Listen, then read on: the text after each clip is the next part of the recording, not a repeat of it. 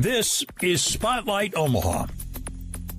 Spotlight Omaha is a local podcast that highlights local businesses and influential movers and shakers in the Omaha business community. Spotlight Omaha is brought to you by Pixel Fire Marketing. Now, from the Pyramid Contractor Studios, the host of Spotlight Omaha, Jimmy Allen.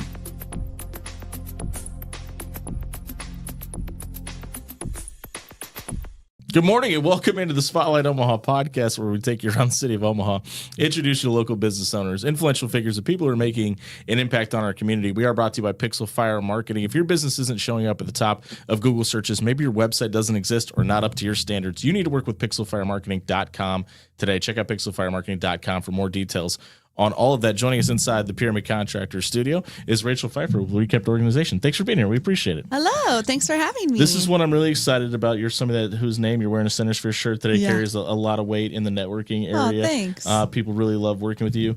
Why is Omaha the right place for you to do Rekempt, and exactly what are you guys doing? Yeah, so I would say it's the right place because this is where I'm located. I love Omaha. I feel like Omaha has a really, really great small business scene, and within networking, it is so encouraged to get out and have, in-person meetings. I love doing one-to-ones with people within the network. And anytime I meet somebody who doesn't really know much about networking, I'm like, do you want to have a one-to-one? Yeah. Let's talk. Amazing. Let's chat. Yeah. What is Rekempt and what do you guys do? Yeah, so I started Rekempt about 2.5 years ago. It is an organization company. So I go into a space and I try to make it more functional. And what I mean by that is helping people understand where their items should be that will streamline efficiency in their business, in their home, wherever the space is that's going to help them to know where all of their items are. So you don't have to spend money on items, because you've lost it, or you're obviously a very well organized person. Does it surprise you how much most people are not? Can I tell you my fun story? Yeah, please do. So when I started my business, I was trying to think of a name for the business, and I came up with Rekempt. Capital K, Kempt. And basically, Kempt is meaning of a person or place being put together and clean. And my wife would say, I'm unkempt. Exactly. Most people. Yeah. Yes. So my thought was, when people move into their home, they put it together themselves. They decide where everything goes. And then as they live in the home, things get busy, things get chaotic, and things get out of order. And I would come into the home and Rekempt it, get it to the right happens spot. 3 years later, and you go, that's where I put that. Well, exactly. Yeah. But it's so funny. Pretty quickly in my business model, I realized that a lot of people don't even get it kempt in the first place. Sure. A lot of people don't know where to put their. Like when we edit this, I'm just going to put a bright arrow pointing down right above me. Yeah. So it was something that, because it comes really naturally to me, it's easy for me to look at it through my lens and think that everybody gets into a home and they know that this is where things go. And I found out really quickly that a lot of people don't know where to put stuff in their own home, especially because they'll be moving from a 2-bed to a 4-bed house, or from, maybe they've lived in a house their whole life and now they're going down into, retired living situation or whatever. So they're downsizing, and it's just like, what do I do with all this stuff? And so I really try to help people think about their items with intention, think about, what am I going to use this for? I don't want to put your business in a box, but is that essentially essentially the biggest problem that most people have is not knowing? They just don't think about it. I think it's a huge part of it. I think being intentional is something that people don't have a lot of time for. I wholeheartedly agree. Yeah. And I think it's funny that you're putting my business in a box, because I put everybody else's business in a box. Sure. Oh, yeah. See, there you go.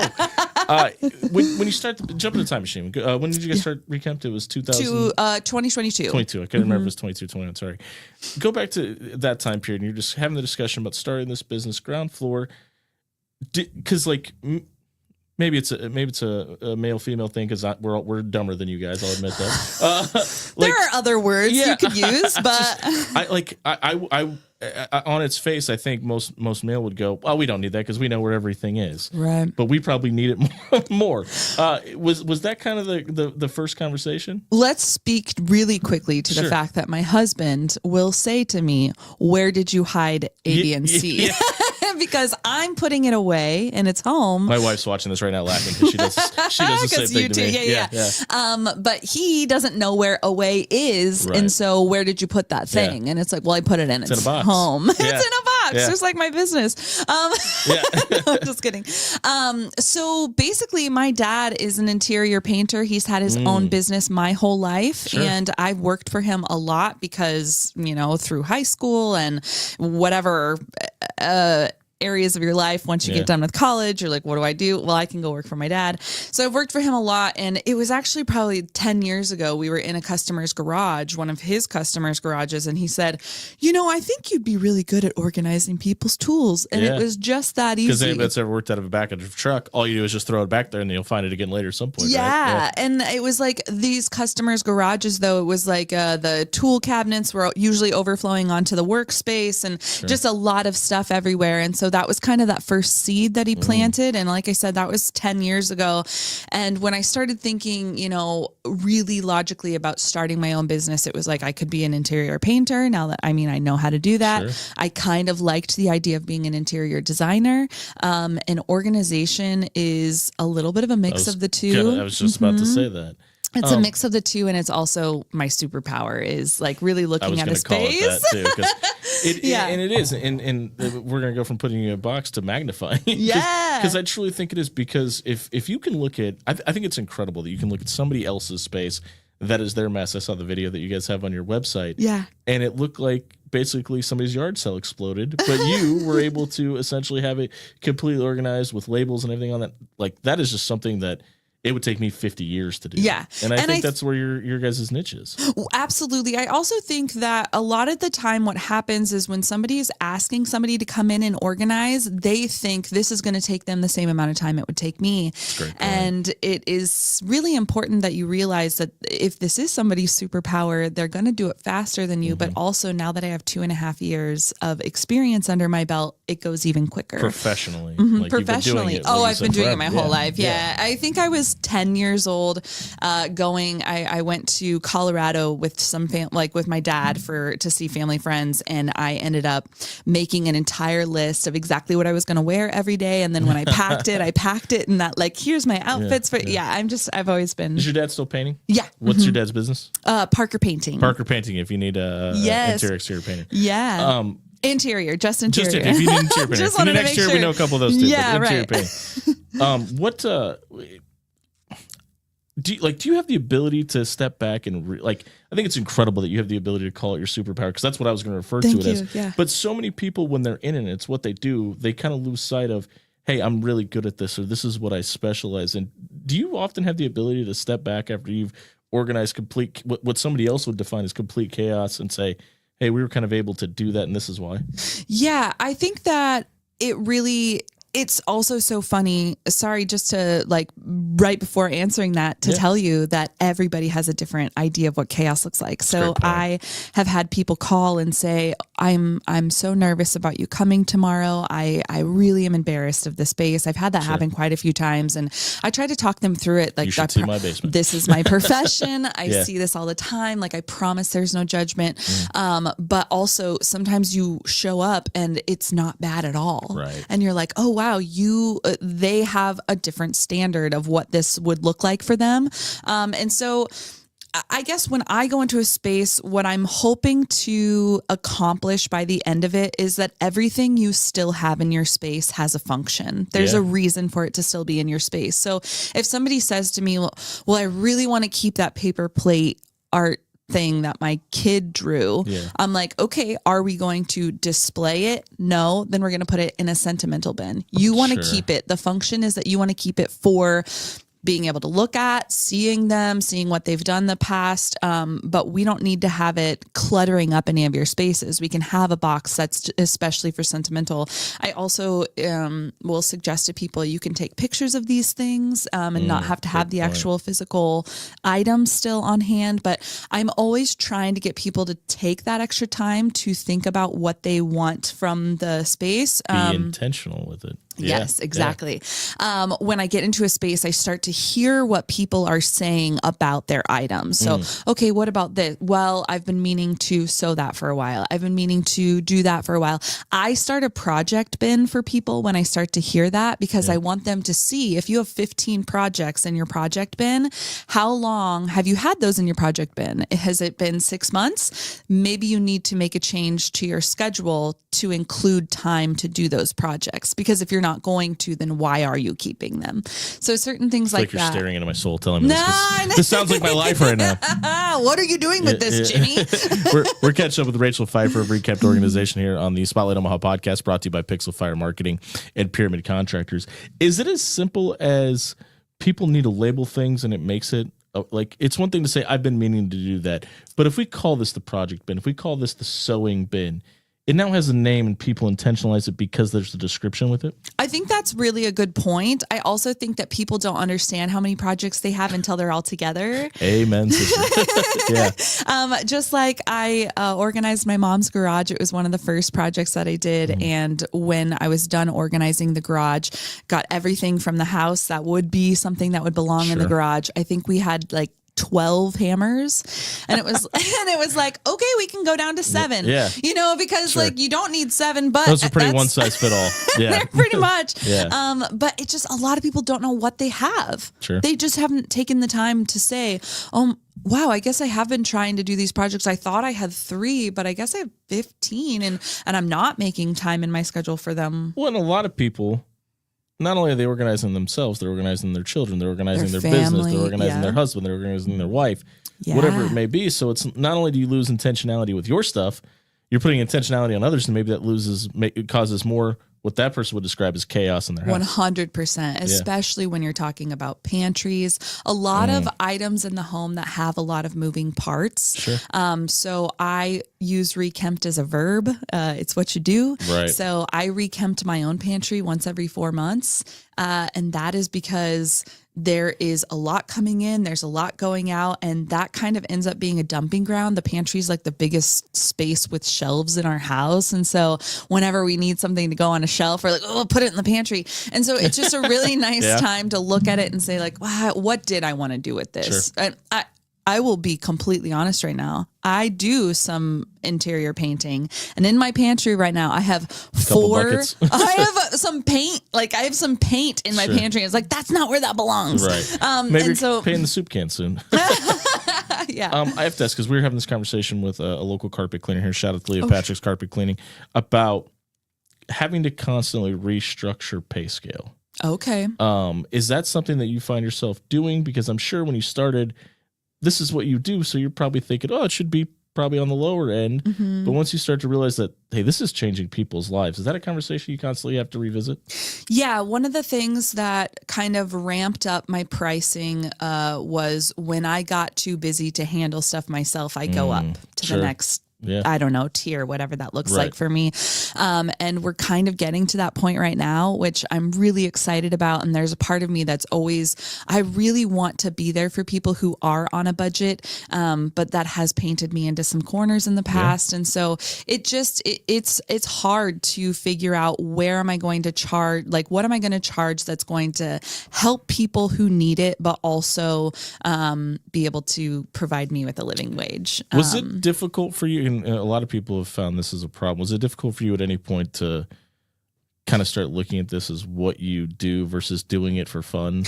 For sure that. I thought you were kind of going to a place of to look at it as what you do. Like, this is fun for me. I can tell. And I know it's very obvious. Yeah. I know that people are like, well, yeah, it's still a job. You still have to make money and stuff. And it's like, yes, but it is difficult to go into a space, Sure. have a lot of fun all day, and then like charge somebody. Yeah. Still got to be able to eat and pay your bills still too. For sure. And it's like, if I want to continue helping people, that is the route I have to go.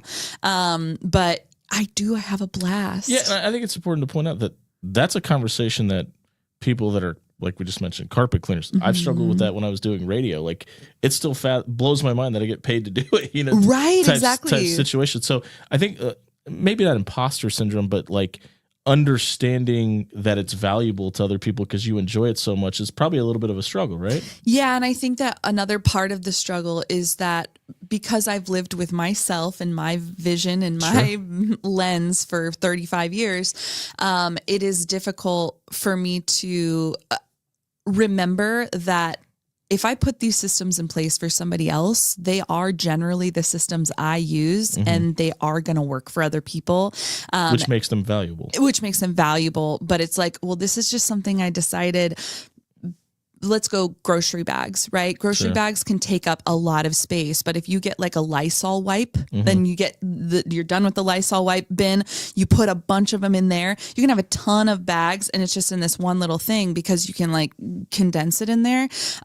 People don't know that, but I've been doing it my whole life. So I just feel like, oh, well, everybody knows this. Everybody knows that. So it's certain things like that are intuitive to me that it feels like, well, of course this person's going to understand. No, like I need to take a step back and realize like, oh, that is something that just comes more naturally to me. I can't help but notice some of the terms you're using sounds a lot like coaching. Okay. Is that a big deal for you to be able to help not only help people organize, but explain to them why it's successful? Yeah. And, now that I'm getting into the commercial space, it actually is lending itself more to that. So I just did a really big job at All Dogs Unleashed in Omaha. Yep.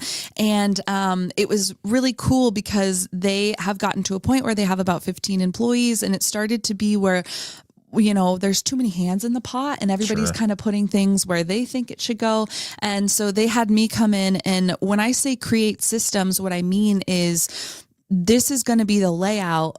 You like, people will put everything away in that home, and that way you don't have to have like, well, I think it's better over here. I think it's better over here, but I needed a lot of input from the employees in order to figure out what the best solutions were for them to keep it organized. Because if you're using something on this side of the facility that you're also using on the other side of the facility, does it make sense for all of those things to go in one spot? I don't know. Maybe we need two spots for it. Systems only work if people know how to use them. Too, yes, right? Exactly. Yeah. This is how my weird brain works. Have you ever seen the movie The Founder? It's about the start of McDonald's. It's got Kevin Costner in it. So basically, the guy that founded McDonald's found the brothers that were running the one out in Los Angeles, or somewhere in California. Okay. And was like, you guys don't sell hamburgers, you guys sell an idea.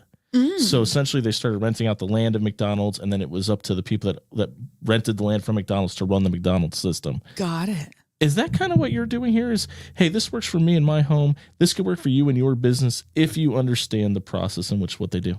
A little bit. I haven't thought about it in that lens, probably because I haven't seen that. I want to. Fantastic movie, by the way. Yeah, I want to watch it now. Highly recommended. Okay, The Founder. Change the way you look at fast food, by the way. That's fantastic. Everybody else should probably be bored out of it. It's not that great of a movie. From a business standpoint, it's incredible. Yeah. Well, what I'm always trying to do is make sure, again, when it comes back to function, how is this item going to function? Now let's make the most sense of where it's going to be. And so I had two girls at All Dogs Unleashed that kind of walked around with me, and I got to explain to them why I was putting certain systems in place. As easy as there was two big cabinets exactly the same size in like what they have as their laundry room, and there was a table in front of one of them. We moved the table out, and I decided to move all of the clothing from the one cabinet to the other. And the reason for that is because when they have more shipments of clothing, you can put stuff in there, but they're not using it a lot. And so this is something that we can have something in front of. It's a holding place, but you're not getting into it daily. So now we can put some things in front of this cabinet, obviously rolling things that, you can still move easily and quickly. But the other one is what I call prime real estate. So your prime real estate in a space is going to be constantly moving. Yeah, the things that you're always always using, your Tupperware, your water bottles, things like that. Like you want to put those in a space that is the easiest to get because you're using it all the time. So I try to like really think about prime real estate's a big thing I think about inside a home, inside a business. And then also, function is really big, and just trying to get, people to help me understand how they live in their home. That's a big part of like, I do a free 1 hour consultation. So I spend that time. Is that to kind of let them see the vision that you have? Yeah, I spend that time for that reason, to let them see where my vision is. It's also because I want to know what they're expecting for the space, and I don't think they should have to pay for that. And so that's like, I want to know that for myself. Let's get in here. I want to see the space. I want to see what you think, what you're thinking, what kind of stuff doesn't work for you. Make sure that this is going to work for me. Like make sure it's going to be a project that I feel comfortable taking on. So just in that regard, it feels like something that I want to give as a kind of a freebie, I guess. And we're catching up with Rachelle Pfeifer of Rekempt Organization on the Spotlight Omaha podcast, brought to you by Pixel Fire Marketing and Pyramid Contractors. I want to point this out really quickly. Sky on Twitter says, hey, Kevin Costner kind of turns out to be a little bit of a D-bag at the end of that movie. That's not what I mean about Rachel. She's a great person. He takes a weird twist, but the idea of the business is where I was going with that. So I wanted to point that out. Speaking of business, I want to take that angle for a minute, because this started off, as you mentioned, somebody's garage at somebody's home. Where does the idea of, hey, the business is kind of an extension of the home, and was that kind of the thought process into venturing into the business side of things as well? You know, not even necessarily. I will say, being in Center Sphere, the nice thing is that I've had so many opportunities for people to say things like, I have a chiropractic office and we do everything like paper filing system. Like we really need somebody to help with that. I had somebody who asked me, they have a tattoo studio, and they just like, when you're working in a space and you're generally working, when you're doing that, you're doing the thing that you're good at. You're doing the thing that you're doing your superpower. Bring in somebody else to do the other things quickly so that, you can get on with what you're doing in a more efficient way. So I did that tattoo studio, and that was really what opened my eyes to like, oh man, businesses need this too. Yeah. And then I got to do a photography studio, and I got to do this All Dogs Unleashed, and I am about to do a dance studio. And so I'm really excited to be getting all of this business experience, because it is different than the home. It's a lot more. I worked at Journey's shoe store for a long time, and I loved putting away their shipments. That was like my bread and butter. I just loved like organizing all the shoes. They probably loved you too. Yeah, I know. They really did. Did you realize you were making not enough money doing that, right? I was just like, oh my God, this is just my favorite thing to do, is put away the shipments. And so, I think a lot of spaces, or a lot of places, like workplaces, and I'll say this even for myself, when I was working, I was focused on so many other things. I didn't have the time to focus on organizing my desk. I didn't have the space and time to do that because I'm working in the work. So if I would have had somebody come in and help me with that, it would have been, pretty nice. Tyler on YouTube wants to know, how far are you willing to travel outside of Omaha? Ooh, good question, Tyler. Yeah. I love traveling. I honestly, chat with me about it, and I would be fully willing to have the conversation. At some point, what I'd really love to do is have a little bit of a consultant, like a consultant hat or option, where you talk to me for an hour, you show me the space with your phone or pictures or whatever. And then I would tell you the next step I would do in this space is break down all of those boxes and, pick up everything that is like, just kind of giving people the guidance to do it, because I do feel like really organization is just a soft skill that people could learn. Or maybe won't be able to, it doesn't come naturally to everybody, but if I can help people, kind of do that, do it yourself. But if somebody's not interested in that, truly reach out to me, because I do love traveling. Can you plug your website and phone number, just so in case Tyler is listening still, he can find you? Absolutely. So rekempt.com is my website. I try to make it really easy, and it's nice because it is a word that I made up. So I kind of got my pick of everything. So, but rekempt@gmail.com is my email, and then phone number 402-350-5374. A website? And website is rekempt.com. Okay, perfect. Yeah, And Tyler looks like he's either you. an HVAC or a roofer, so it looks like he may need a lot of organization. Yeah, I love it. We've kind of touched on, I want to talk about Centers for a minute. Okay, sure. How has networking changed your business? 100%. I started the business and found Centersphere probably 2 months later. Were you blown away with it that it was a thing? Yes. Okay, I was too. I was not only that, but I was blown away at how many other networking things. And once you go to one networking thing, like you could make that your life. You could make that your day-to-day. I walked into my first networking event and went, why aren't more people talking about this? Yeah, absolutely. I think that it's also would be really cool to have for just making friends.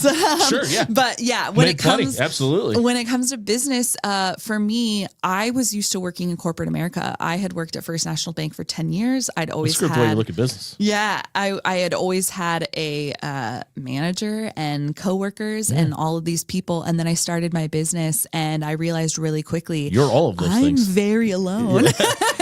And the one thing that's blown me away about networking and doing this podcast is the perception that I had about business before I started my own business. Cutthroat, dog eat dog. Everybody's out for their own. Yeah. There's not enough work to go around.